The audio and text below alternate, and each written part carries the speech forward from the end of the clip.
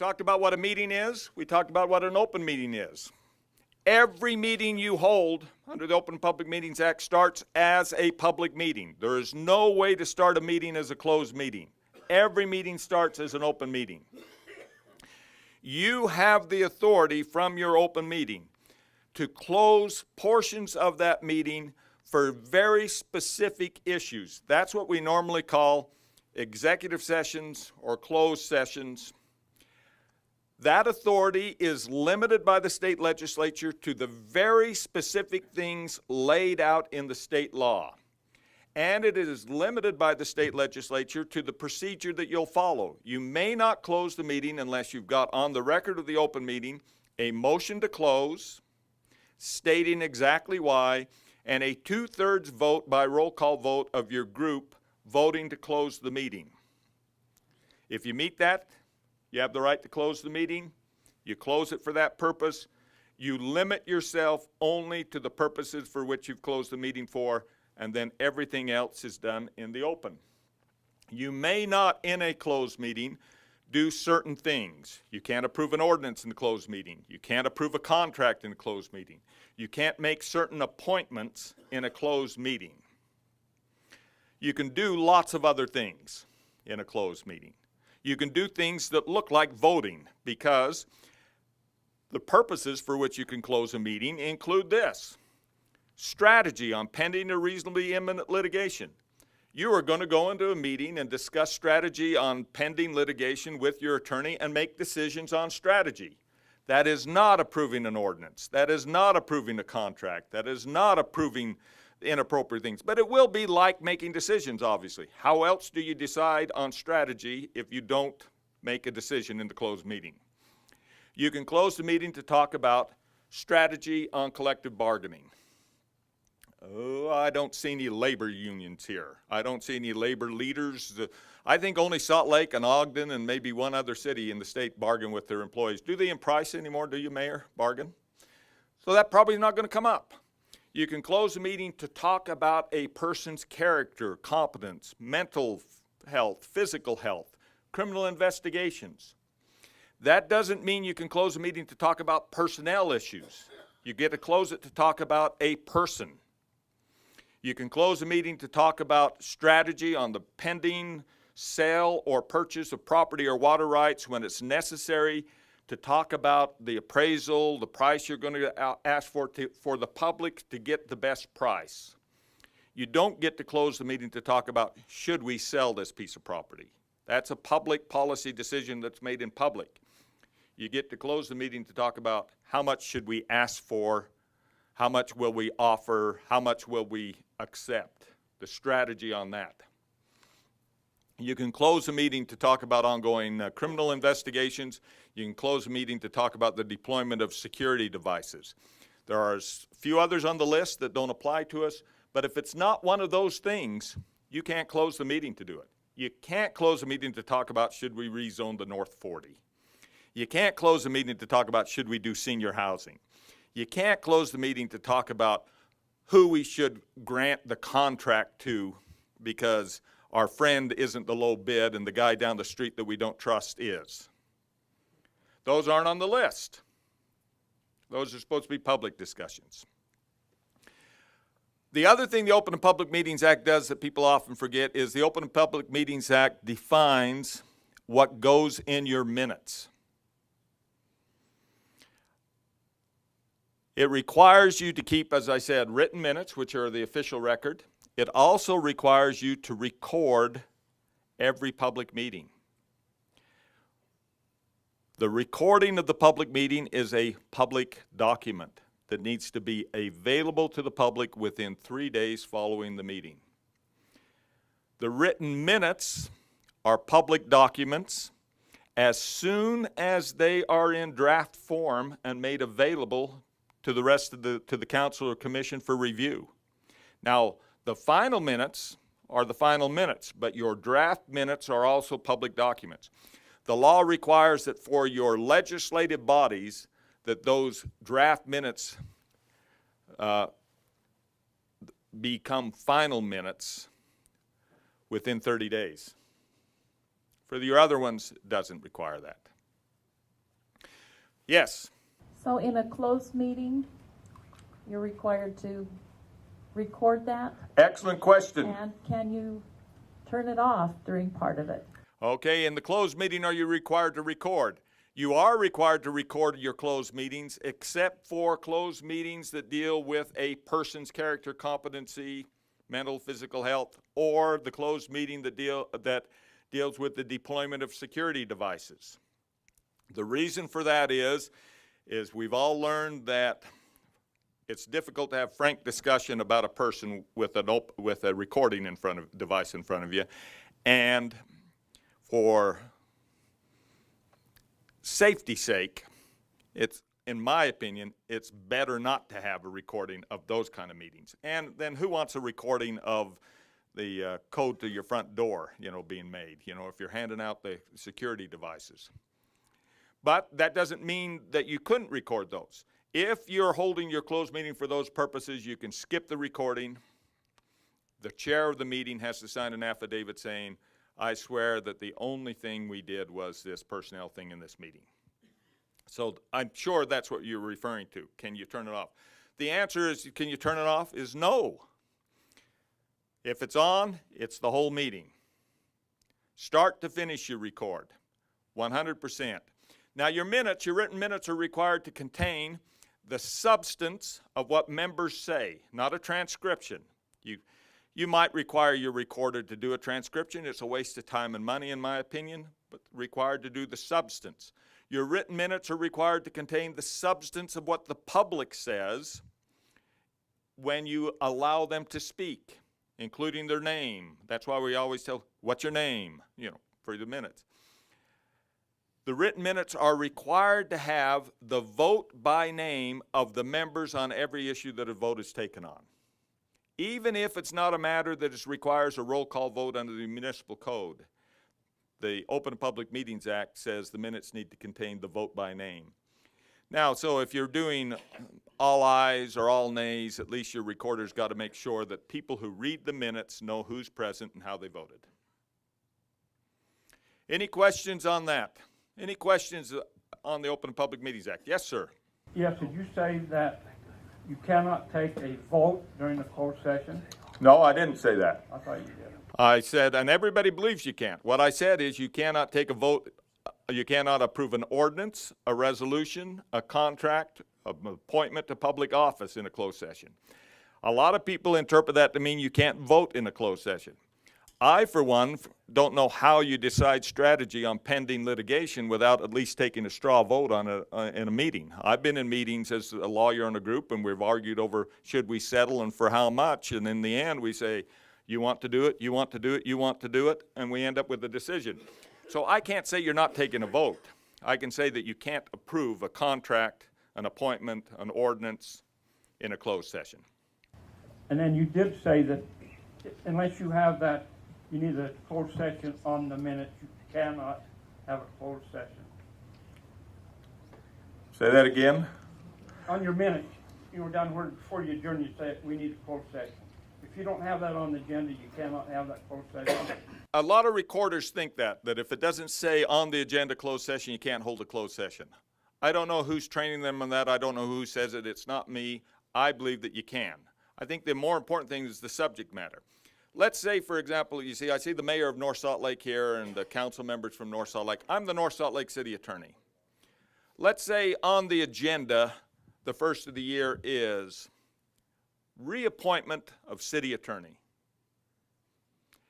And nothing else is on the agenda. No reference to closed meeting and everything. And we show up at the meeting and the mayor gets to that point and says, reappointment of the city attorney. And council member Stan there says, Mayor, before we vote on this, I move we go into closed session. I'd like to discuss his character and competence. And then the mayor would say, is there a second on that? And a vote and a roll call. And if 2/3 vote, we go into closed session. That's the appropriate use of it. It doesn't say anywhere there's going to be a closed session. It said there was going to be the reappointment. But someone felt the need to comment on who the mayor was going to appoint on the character and competence, and did not want to comment in public.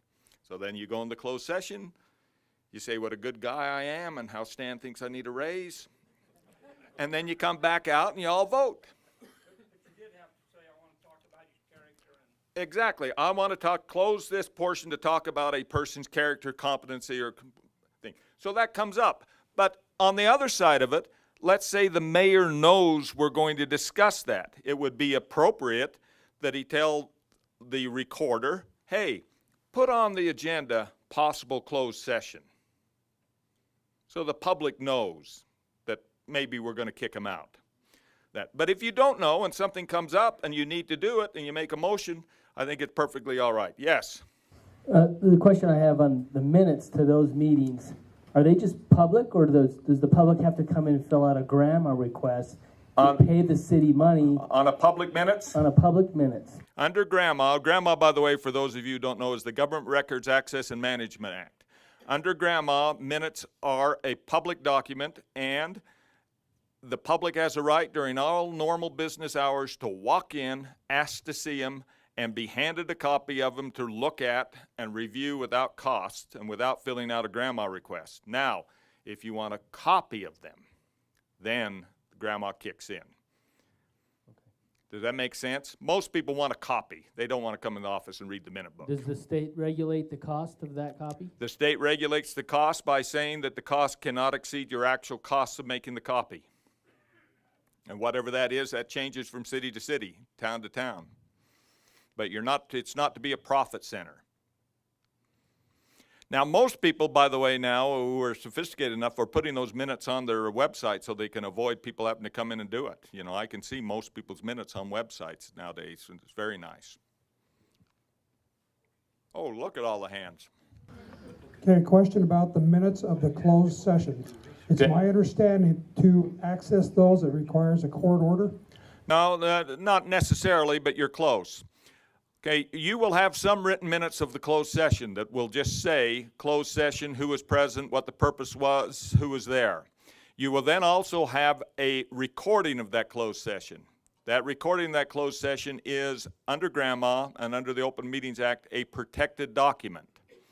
And the Open Meetings Act says that if someone challenges your purpose for going into the closed meeting, that a district court judge will review the recording and make a determination of whether or not you cheated, and if you cheat, make public the portions of that recording that were inappropriate for a closed meeting. So you will have public written minutes that have very little detail, but will say why you were there, who was there, and who was invited, and then you will have a recording that is a protected document. Thank you. Did I see another question? Okay. Oh, yes. Oh, don't be sorry. Draper should never be sorry. It's a lovely place in spite of the gravel pit and the prison. And isn't it wonderful to have powerful legislators that can move a prison from Draper and put it in Salt Lake? Man, you guys are in charge. What can I say? I You could surround say- myself with powerful people. Yeah. All right, I have a question. Like I said, Michelle Weeks Draper, new. So, in the 2 years prior to me becoming on city council, supposedly they okayed a lot of zoning for high-density housing. Supposedly, you'd Okay. either know or wouldn't know. So that's my question, since I wasn't on the council. So I have asked to find out how much high-density housing that we have allowed in Draper, so that therefore I know in the future whether to, okay it or not okay it. Is that something I have to do a request for, or do I just request my staff and then if How the much staff does the doesn't- staff like you? I think the staff likes me, not sure about the council or mayor. If the staff liked you, they could probably put that all together and give it to you without you doing anything. But let's say if Joe Blow comes in off the street and says, I would like you to compile for me a study in Draper of how much multifamily housing we have, how much has been approved, how much has been built, and please give it to me.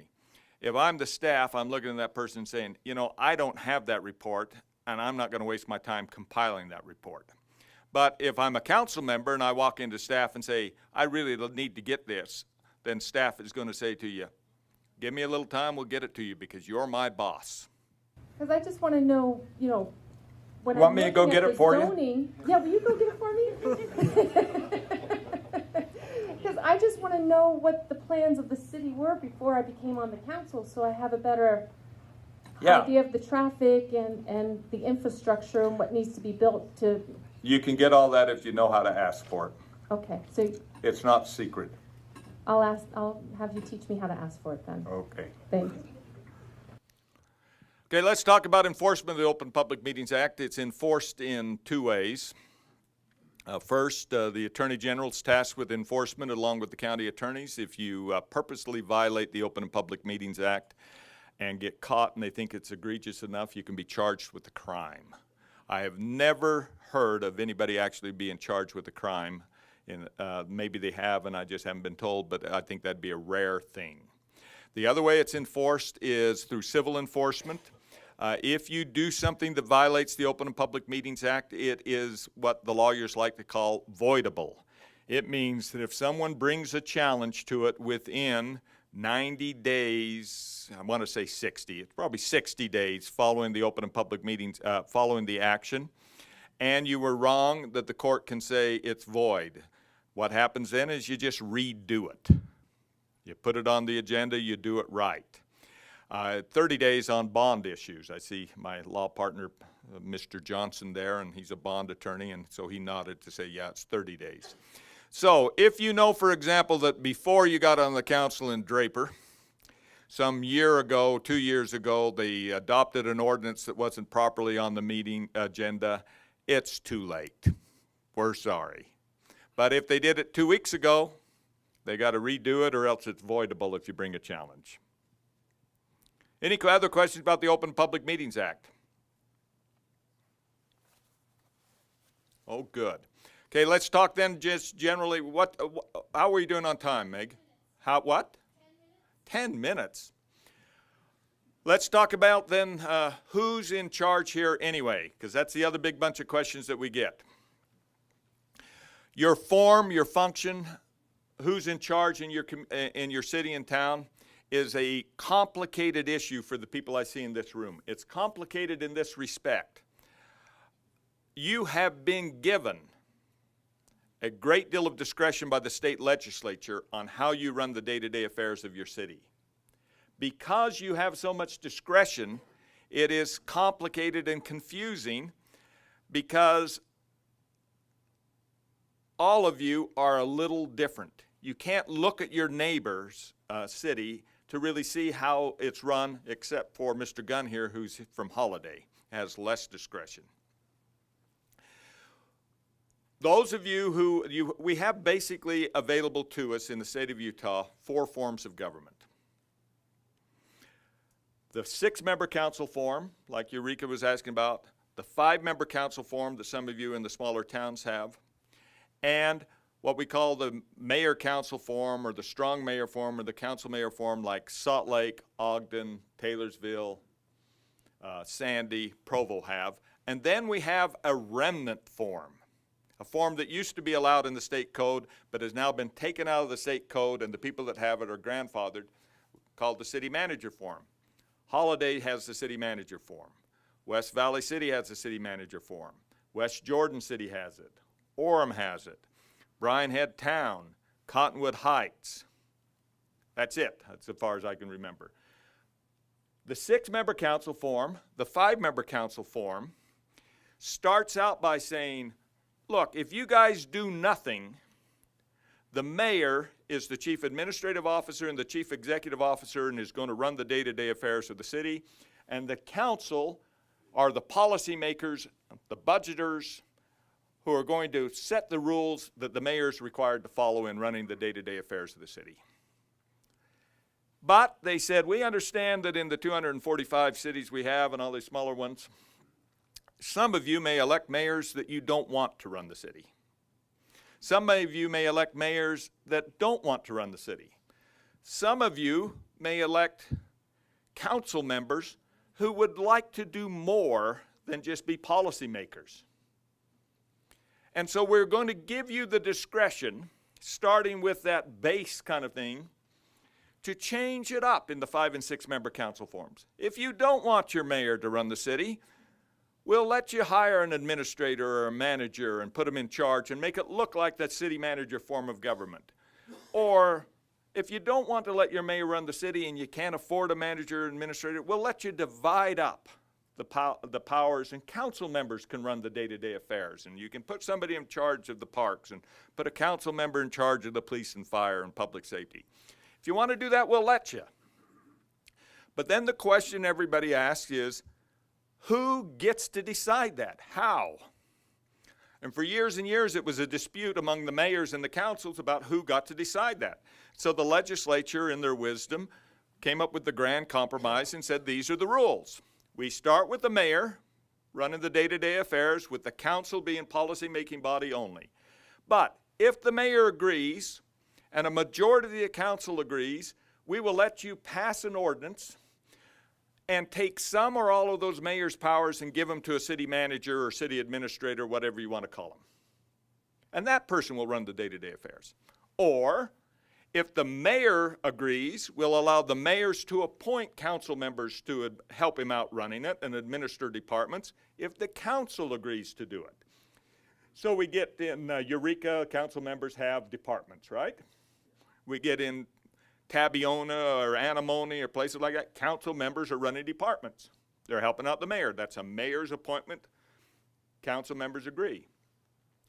Or if we get a mayor who says, I want to run this city, and a council who says, no, you're not smart enough, and all 5 of the council members vote, they can, without the mayor's consent, either take that power and give it to themselves, or take that power and give it to a city manager, city administrator. So that's what the statute says. So all of you in those 5 and 6 member council forms of government get elected, and that decision has already been made in the past, and so you step into an ongoing system. You're not starting fresh. Like now, East Mill Creek will start fresh in January. They'll be deciding this. But those of you that stepped into it. So then the question is, I don't like how they decided to do it last time. Former council, you're stuck in it unless you change it, and to change it, you need either the mayor's consent and a majority of the council or a unanimous council. All that makes sense? That's why it's so complicated. Mr. Smedley has the most complicated situation ever in the town of Heber on this issue. My only question is that level of formality required to simply determine how to run your city council? It is not. Rules of procedure, those type of things. It is not required. The key is your ordinance in Heber City outlining the powers and duties of your administrator or manager will be different than the ordinance in Providence, or if they decide to have one. By the way, the city manager thing's on the ballot, I think, in Providence, if I remember right. There are, some citizens are either want to repeal it or do it by initiative, I don't know which. But everybody's ordinance will be different. Everybody's city will be set up differently under that system in the 5 and 6 member council form. You get to design it. If you're like Eureka and Antimony and Tabiona and have a mayor and council members with departments, the council member department heads' power and authority will be different in every city, depending on how they design it and how it's set up. All of this is allowed by the state legislature under the way it's set up. It's meant to give you discretion, and it works, depending on who gets elected and when. Yes, sir. So it has to be an ordinance how you run the city then. Well, it doesn't have to be. If you don't have an ordinance, the state statute says how you run it, and the mayor is in charge, and the council members are policymakers. And if you don't agree with the mayor and the mayor won't let you help him, then you have to. Then you're stuck. Yep. Yep. What city or town are you from, by the way? Laverkin. Well, Laverkin gets along. Man, I've done a lot of work for Laverkin. There's no problems in Laverkin. You ought to know. Okay, here is a mayor asking what advise and consent means.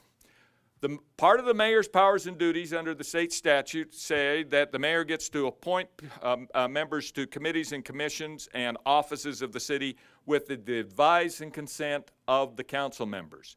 Advice and consent means mayor comes up with a name and you say yes, no, or we advise you to find somebody better. It doesn't mean that you get to choose the person. If it's a mayor's appointment, it's the mayor's appointment and you bless it or veto it. Now, some mayors have said, I'd like to get along with everybody. Let's talk about this first. Who would you like me to appoint? That's fine too. But, you know, didn't do President Obama any good to go ask who he should try to appoint to the Supreme Court. There wouldn't be a name he could pick, because they're going to say no. They want the next president to pick and give advice and consent. They get to say no. He gets to pick a name. I don't know if that applies to your golf pro or not. Yes, sir. Yes, now where does the new upcoming Metro Township council come into play with 5 members and no mayor? Let me just tell you, most of the people in this room have no idea what you mean when you say Metro Township. This is now, and I won't, in Salt Lake County, we now have new entities that are called Metro Townships, and they're going to be voted on soon. They have a Metro Township form of government. It's completely different from the 5 and 6 member council form. They have limited authority. Where it comes in on the Metro Township is that city manager stuff doesn't apply. The mayor's powers doesn't apply. What it is whatever the state statute says the Metro Township can do in the form of government, that's all you can do. Unfortunately, from my view on the Metro Townships, it's really a county-created thing to preserve the communities like, which one are you from, Magna? Like Magna, Kearns, Copperton, Immigration Canyon, White City.